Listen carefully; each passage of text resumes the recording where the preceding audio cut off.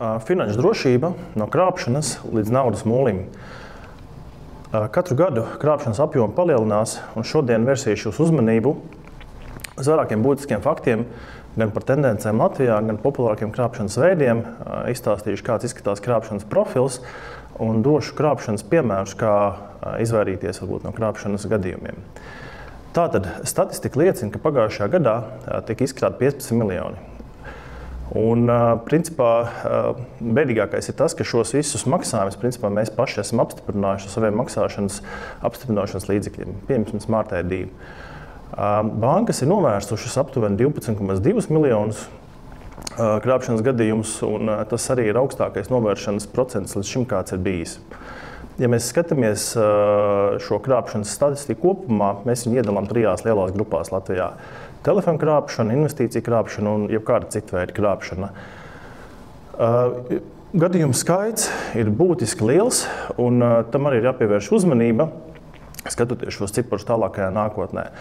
Un, ja mēs skatāmies, tad karšu maksājumi ir varbūt skaita ziņā lielākais apjoms, bet mazākas summas, bet kredīta pārvedumi, ja maksājumi skaita ziņā ir mazāk, bet toties lielāku summas tiek pārskaitītas.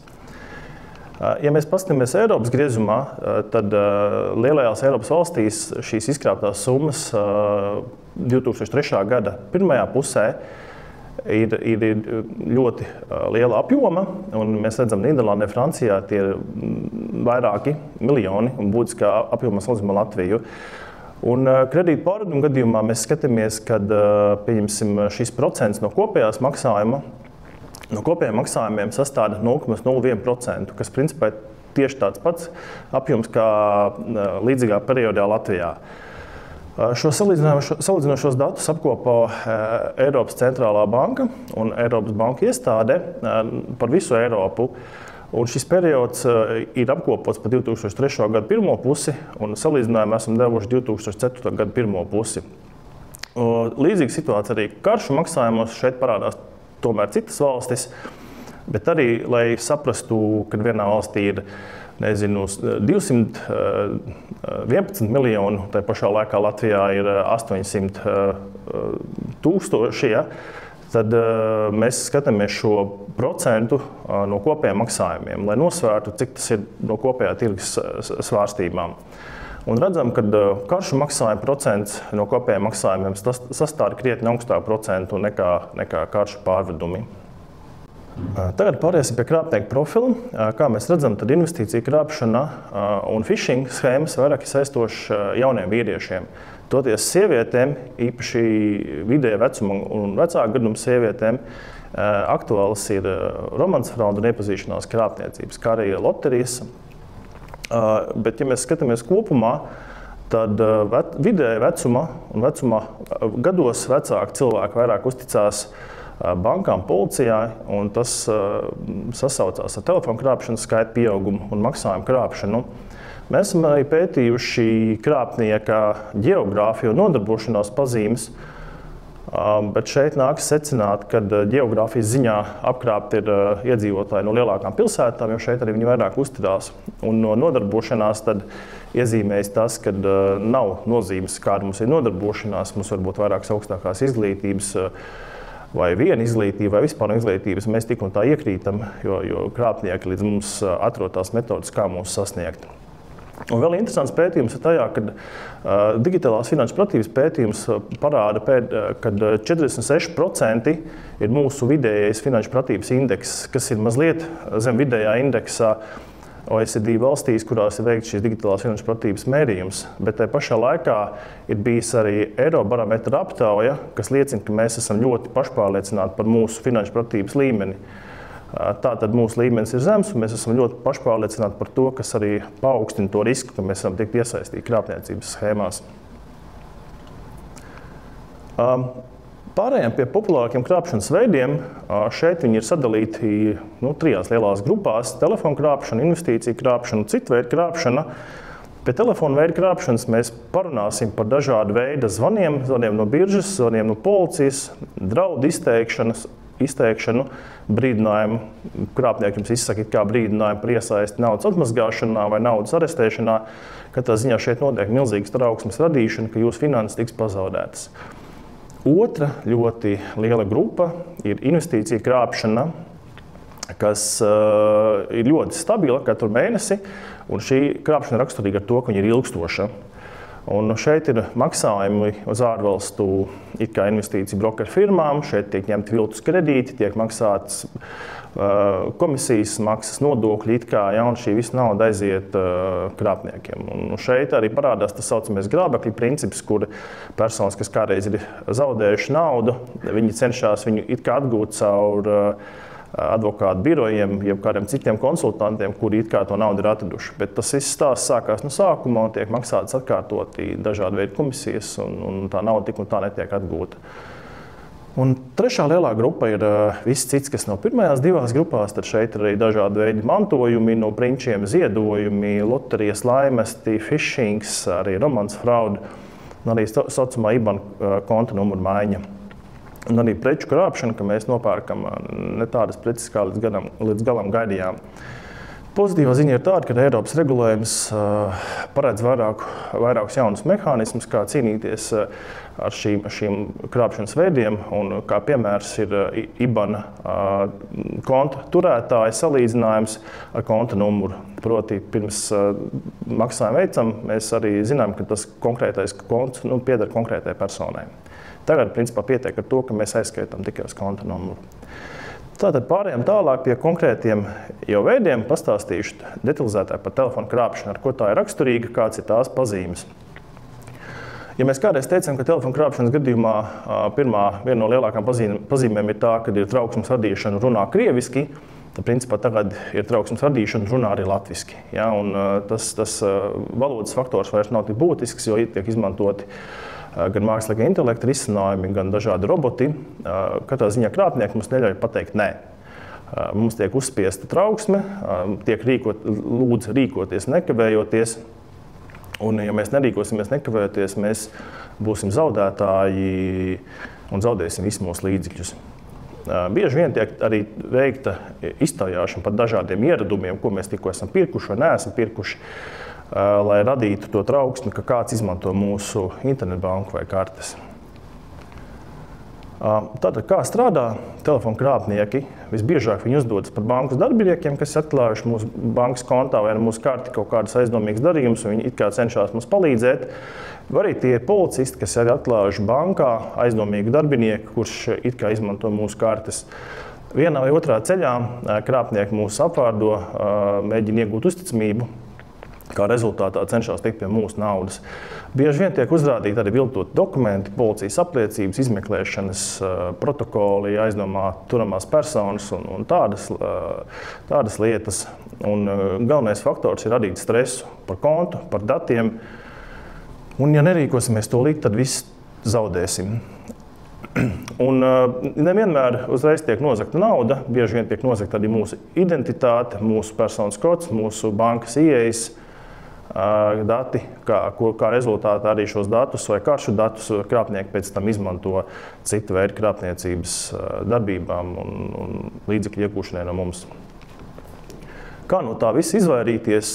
Visvieglākais veids ir mest nost, nerunāt, mēģināt atzanīt. Ja mums nav īsti pārliecības, vai tā bija banka vai ne, mēs varam atzanīt uz bankas numuru, mēģināt runāt ar bankas īstiem darbiniekiem.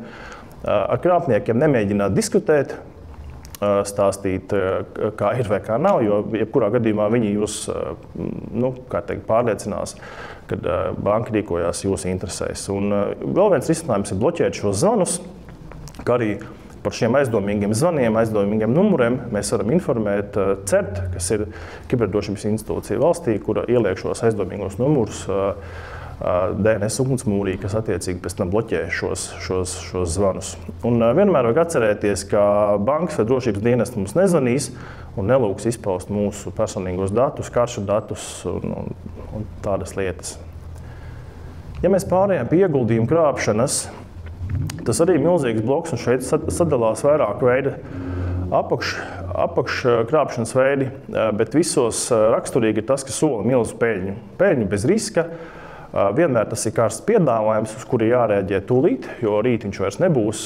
Bieži vien viņi ir atklājuši kaut kādu veidu speciālas veiksmes formulas, un viss sākās ar zvanu vai ar vilinošu reklāmu sociālos tīklos, e-pastos.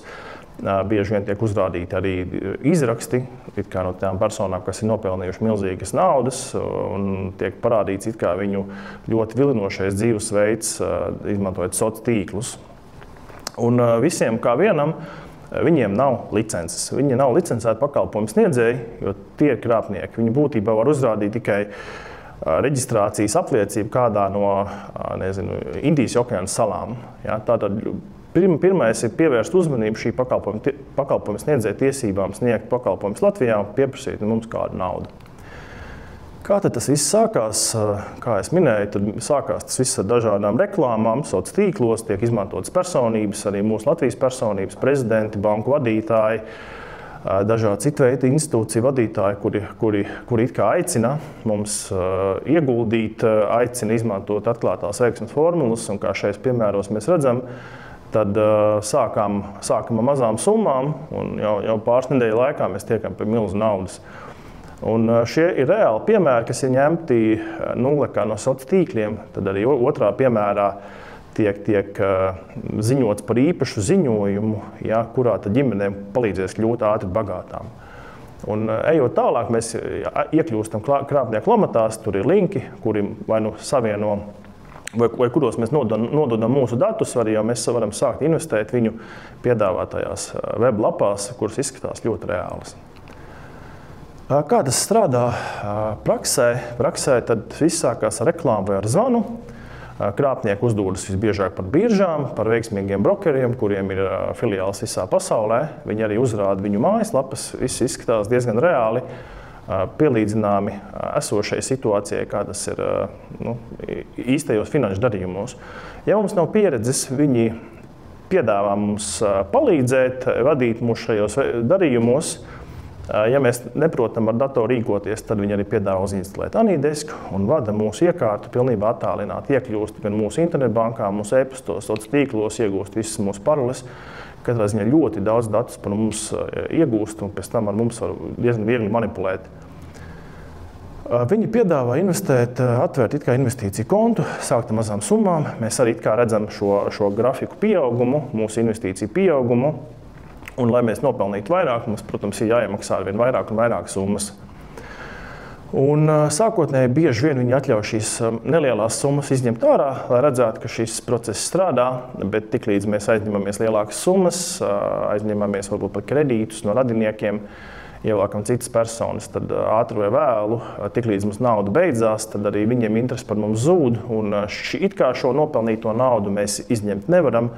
Nauda nav atgūstama, un visi šie darījumi, ko mēs it kā esam veikuši, varbūt pat vairāk mēnešu gadījumā, ir fiktīvi, un visa peļņa ir fiktīva. Un visam šim apakšā strādā sociālā inženierija, un šie sarunu vedēji no krāpnieku puses ir ļoti labi draugi. Viņi ar mums runāt ar stundām, lai tikai iegūtu no mums uzticamību un naudu. Kā no tā viss izvairīties? Pats pirmais, ko mēs droši vien iesakām, ir pārbaudīt šī pakalpojuma sniedzēja licenci. Vai viņi ir tiesīgi darboties Latvijā un ar kādām tiesībām? Šīs licences esamība, neesamība var pārbaudīt Latvijas bankas mājaslapā, sadaļā tirgus dalībnieki sameklēt šo vietni, iepazīties, ierakstīt nosaukumu. Ja nevarat atrast, arī varat mums sazināties, mēģināsim palīdzēt. Un svarīgi arī neuzķerties uz vieglām reklāmām, solot vieglu peļņu, un arī, ko mēs vienmēr sakām, ka bonusi neeksistē, bezmaksas nauda neeksistē.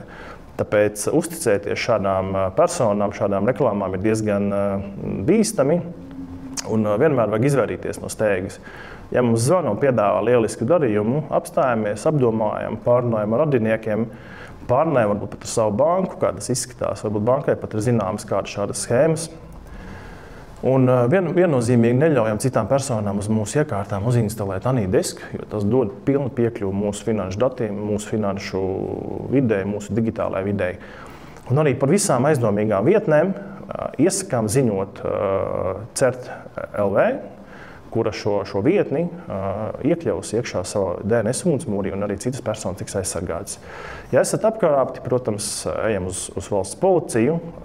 Ja mums liekas aizdomīgas darbības, vai šķiet, ka esam jau veikuši kādas maksājumus, sazināmies ar jūsu konkrēto banku, kas ir jūsu pakalpojumu sniedzējs. Mēs varam īsi apskatīties, kā strādā oficiālajie pakalpojumu sniedzēji. Tātad oficiālajie pakalpojumu sniedzēji ir atrodami šajos licencētos pakalpojumu sniedzēju reģistros. Viņi piedāvā noslēgt oficiālu līgumu pirms investīciju veikšanas. Viņu pārstāvji ir pārbaudāmi, pārstāvji ir iecelti un apstiprināti arī no uzraudzības iestādes puses. Viņi neveic saziņu izmantojot WhatsApp vai kādus citus sociālos tīklus.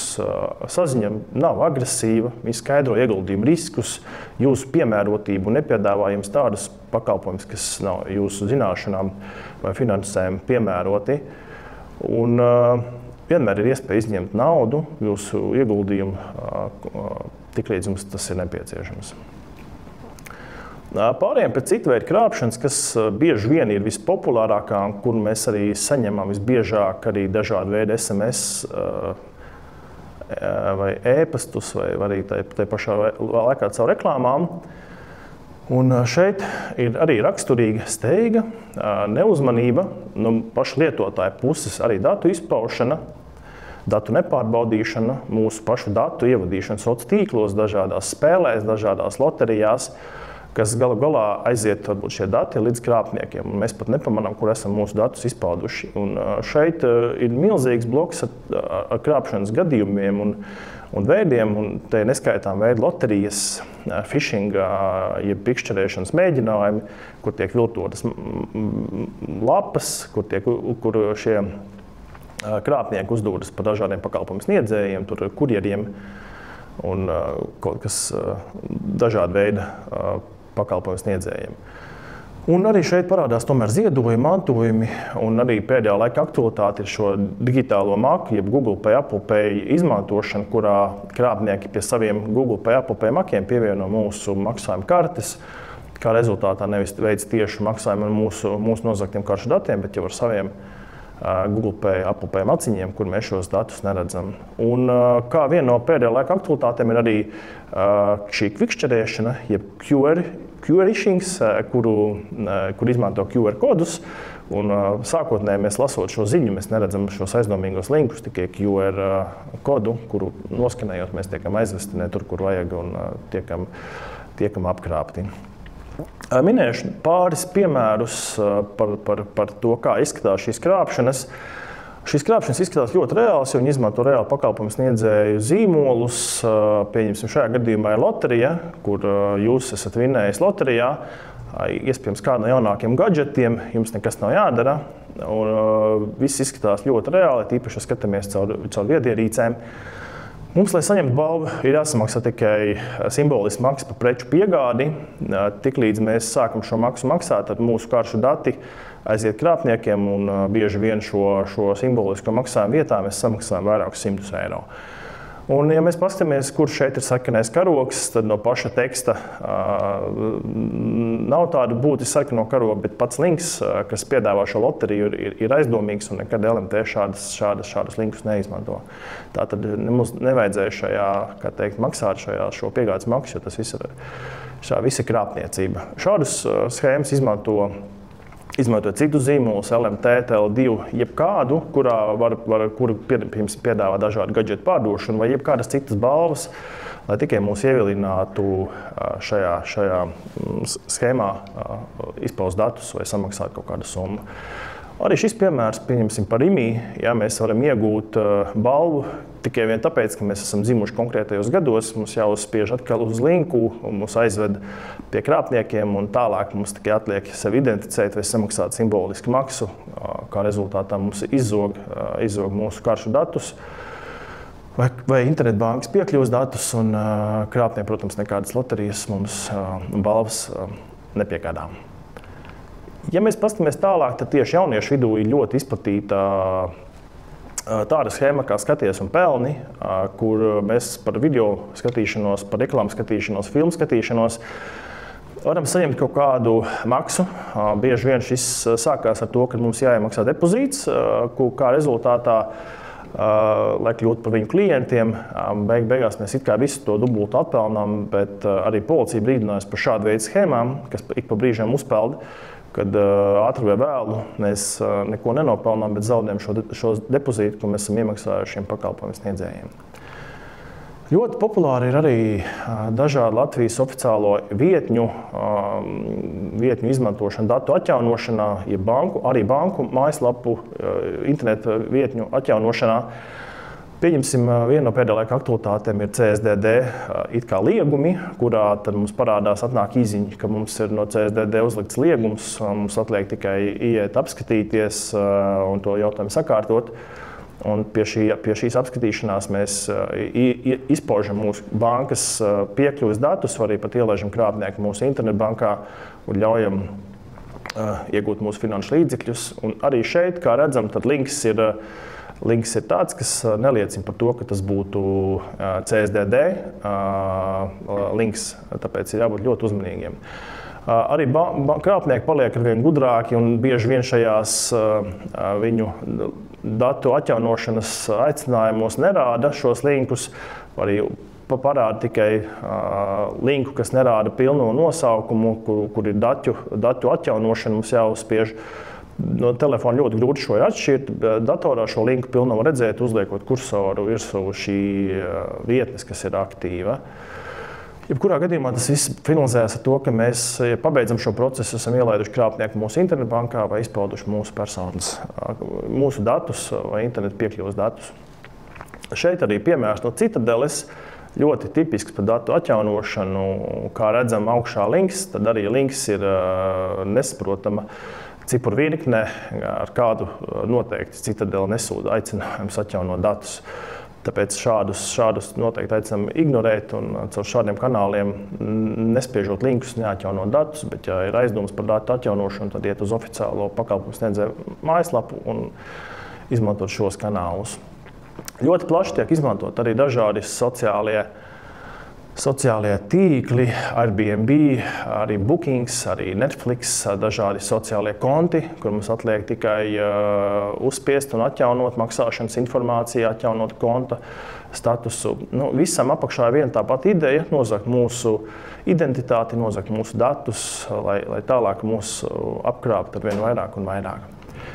Pēdējā laika aktualitāte ir arī šīs vide sūtītās dažādi veidi paziņojumi, un šeit arī tas jaunums, tas QR kodi tiek izmantot, kur mēs sākotnēji pat neredzam, kas tas pa linku. Ja, un teksts kopumā izskatās diezgan oficiāls, ir valsts ģerboņi, mums atliek tikai noskanēt kodu, un kurš aiziet tālāk uz linkiem, kuros mēs izpaužam mūsu datus. Un otrs paziņojums blakus arī ir it kā no valsts ieņēmuma dienesta par nodokļu atmaksas statusu.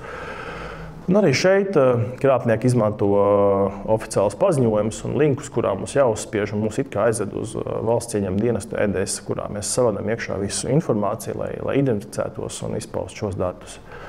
Ļoti populāri ir arī šie saucamie kurjeri, kur piegādā mums dažādas sūtījumus. Mēs mūsdienās ļoti daudz un aktīvi izmantojam internetu iepirkšanos, kā rezultātā mums šī opcija, ka mums varētu kas tikt piegādāts, ir diezgan daudz.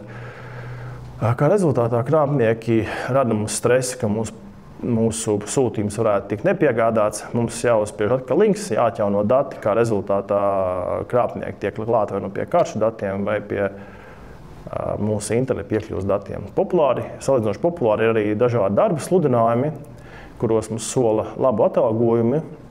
Un krāpnieki, lai identificētu mūsu attālinātā sarunā, aicina mūs arī identificēt ar bankas piekļuves datiem. Ja? Tas izklausās diezgan traki, bet tā tas arī praksē notiek, kad arī šādā veidā mēs izpaužam datus. Un īpaši uzmanīgiem ir jābūt arī ar Airbnb un Booking gadījumiem, kur krāpnieki it kā uzlaužot, pieņemsim, dažādas viesnīcas, iegūst mūsu personīgos datus, un tiklīdz mēs esam rezervējuši viesnīcu, krāpnieki nākamajā brīdī atsūta mums īsziņu vai ēpastu, kad mūsu rezervācija tiks atcelta, ja mēs nesamaksāsim tūlītās šo maksu, kas mums ir par numuriņu. Un lielākā daļa, protams, samaksā, un tad, principā, viesnīca par to neko nezina, bet šī nauda aiziet krāpniekiem. Šādos gadījumos mums jāsazinās ar viesnīcu, nevis jāveic maksājumus, balstoties uz šādu saņemtu SMS. Bieži vien pēc šāda linka uzspiešanas iepriekš minētajos gadījumos mums parādās līdzīga vietne kā šī, kurā ir dažādi veidi internetbankas. Šajā gadījumā, pieņemsim, izvēloties Svetbanku, mēs ievedam iekšā mūsu Svetbankas lietotāju numuru, personas kodu un uzspiežot pievienoties, mēs ļaujam krāpniekam iet mūsu internetbankā.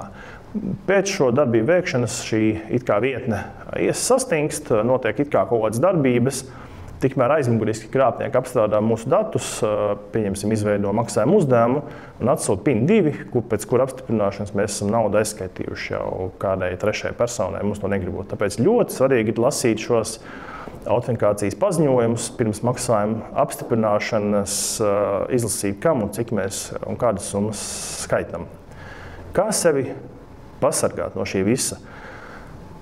Pirmkārt, vajadzētu identificēt domēnus, kurus mēs spiežam, kurus mēs izmantojam, no kuriem mums nāk paziņojumi.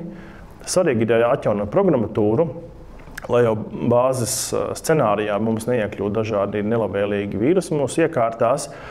Neiesakām spiest linkus, kas tiek atsūtīti e-pastos, SMS, kā arī viennozīmīgi lasīt Smart ID paziņojumus. Pirms maksājuma veikšanas izlasīt gan PIN 1 paziņojumu, gan izlasīt PIN 2 informāciju, kam un kādu summu mēs maksājam. Šis ir viens no efektīvākiem veidiem, kā mēs paši sevi varam pasargāt, neļaujot krāpniekiem aizmuguriski vai kādā citā veidā izzakt mūsu naudu. Šis ir viens no gadījumiem, ar kuru droši vien varam lepoties, ka mums Latvijā ir izveidots DNS ugunsmūris, kuru uztur CERT.LV, un šī, principā, ir sistēma, kas pasargā mūsu iekārtas gan no šīm pikšķerēšanas lapām, gan dažādām citām krāpniecības lapām un zvaniem. Šeit svarīgi ir arī šo iekārtu uzlikt uz mūsu iekārtām, ne tikai datoriem, bet arī uz telefoniem, un CERT.LV ir izveidojuši šo DNS ugunsmūri ļoti ērti instalējamu, uzstādām, izmantojot Google Pay, Apple Pay risinājumus, un viņš tiek uzstādīts šīs ugunsmūras kā aplikācija. Un šeit mēs arī redzam bloķēto weblapu skaitu, gan dažādas citas darbības. Ja mums ir kādas aizdomas par krāpniecības lapām, arī par šīm mēs varam ziņot CERT.LV, kur izvērtē šo lapu, un tad, ja krāpniecības gadījumā viņi ieliek arī DNS ugunsmūrī, tādējādi pasargājot citus cilvēkus. Tā kā, ja jums nav DNS ugunsmūris, uzliekam, lai jums viņš ir aktīvs un lai mēs, kā teikt, tiktu pasargāti arvien vairāk un vairāk.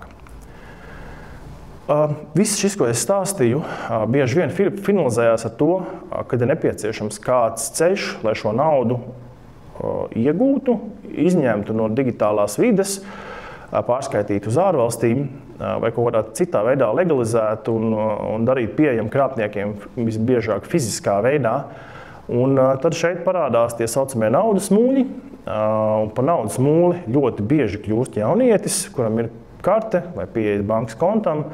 Šeit arī parādās personas ar vājām digitālām zināšanām, vai arī kaut kādas konkrētas, pieņemsim, grupu personas, tie var būt kaut kolektīvi, nezinu, makšķerēšanas kolektīvs, ja, medību kolektīvā, kurā ir mūļu vervētājs bijis, ja, vai arī ārvalstu studenti, kuri cer uz ātru un vieglu peļņu. Jebkurā gadījumā šis ir ļoti riskants darījums ar naudas mūli, jo visi šie darījumi tiek uzskatīti par naudas legalizāciju, naudas atmazgāšanu, un šeit ir ļoti bargi sodi. Kā tas bieži vien sākās? Tas viss bieži vien sākās dažādos sociālos tīklos, un tas stāsts ir tāds, ka man ir nobloķēts konts, vai tu palīdzies ar savu kontu, lai es no savu radinieku vai no draugu saņemtu naudu, kuru es varu izņemt ārā, un tev par šo pakalpojumu samaksāšu simbolisku maksu. Jā, tā kā katrā ziņā esam ļoti piesardzīgi par savu kontu, jeb kartes nodošanu draugiem, lai izpalīdzētu viņiem izņemt naudu. Un bieži vien šis naudas mūļa nosacītais bizness ir arī apzināts bizness, kurā personas vervē šos cilvēkus un cenšas pārliecināt, ka tā ir patstāvīga un droša peļņa. ar vairākiem simtiem eiro nedēļā tikai iedodot kontu, un nekas jums cits nebūs jādara. Un šie ir reāli piemēri no prakses, kādas ir konstatējusi valsts policija. Ko tad dara naudas mūlis? Naudas mūlis vai nu pats, vai nododot šo naudu, šos kontus vai kartes krāpniekiem, pārskaita naudu starp dažādiem citiem kontiem, vai viņš savā kontā akumulē izkrāpto naudu, kuru pēc tam krāpnieki, izmantojot jūsu kontu iegādājas no citu kriptovalūtu, var izņemt skaidrā naudā. Izņemšanu skaidrā naudā var veikt no pats konta īpašnieks, pieņemsim filiālē, vai arī atdodot karti krāpniekiem, viņi tiek izņemti kādos no bankomātos. Un bieži vien šī nauda tiek arī transportēta pāri robežām, lai viņi būtu grūtāk atrast un izmeklēt. Un, jā, kā minēju, tad bieži vien uzrunā sociālos tīklos, draugu kompānijās, e-pastos, dažādās lietotnēs, telegramos, slēgtajās grupās, messengeros, lai tikai vieglāk un ātrāk savarētu šos naudas mūļus. Nedaudz par statistiku. Šī statistika ir ņemta no valsts policijas, galvenās policijas pārvaldes. Tas ir tikai Rīgas ietvaros. Un kā mēs redzam, katru gadu vidēji ap 30 kriminālu procesiem tiek ierosināti. Un bieži vien netiek arestēts vai aizturēts viens naudas mūls, bet policija cenšas strādāt uz mūļa tīkliem. Tātad tas nozīmē, ka tā ir organizētā grupa, kur šīs soda sankcijas ir stipri augstākas. Un vienu gadu laikā aptuveni tiek aizturēti vismaz 100 naudas mūļi. Ja mēs runājam par naudas sodiem, tad par soda sankcijām, kriminālu sodiem, tad sankcijas var būt dažādas, gan naudas sodi, gan piespiedu darbs, gan arī ieslodzījums, kā rezultātā, kā minēju, šis ir ļoti bargs sods. Bez šiem kriminālu sodiem tad jāņem vērā arī citas sekas tādas, ka jūs nevarēsiet atvērt kontu esošā vai citās bankās, jo principā jūs tiksiet iezīmēts kā naudas atmazgātājs, tiksiet saukts pie krimināla atbildības, un jums tiks sabojāta arī reputācija. Un sabojāt reputāciju par naudas atmazgāšanu un kriminālu sodāmību jūs nevarēsiet ieņemt amatus vairākos sektoros, kā pieņemsim drošības sektoros, jūs diez vai uzņems militārajā dienestā, jūs diez vai tiksiet kaut kādās IT vienībās strādāt, finanšu vienībās. Tā kā ļoti augsts risks tiek sabojāta reputācija, kas atstāja iespaidu uz visu mūžu. Tātad, kā mazināt vispār šo kopējo krāpniecības risku par visiem gadījumiem, kurus es minēju iepriekš, tad ļoti svarīgi ir nedalīties ar personīgo informāciju. Nekāda personīga informācija, ne sociālos tīklos, ne nekādos citos kanālos, kur nevēl ar informāciju par mūsu karšu datiem, bankas piekļuves datiem un skatīties, kur mēs viņus tiešām ievadam. Jo krāpnieki speciāli izveidojuši kanālus, lai šī informācija aizietu līdz šīm personām, kuras to grib izmantot. Un vienmēr rūpīgi vajag pārbaudīt informāciju, digitālo saturu, kuru mēs lietojam un kuru mēs izmantojam. Un arī neatvērt šīs aizdomīgās saites, e-pastu pielikumus, jo lielākā daļa gadījumu šie ir pikšķerēšanas gadījumi, kuri ir tendēti uz to, lai izzaktu no mums mūsu datus, mūsu karšu datus. Un vienmēr iesakam izlasīt autentikācijas paziņojumus pie PIN 1 ievadīšanas, kādas atļaujas mēs dodam, kur mēs datus ievadam, un arī pie PIN 2 ievadīšanas, veicot maksājumu, kam mēs maksājam un kādu summu mēs maksājam. Jo šis ir viens no efektīvākiem veidiem, kā mēs varam apturēt šo krāpniecības ceļu un neļaut mums izkrāpt naudu. Tas arī viss no manis. Paldies!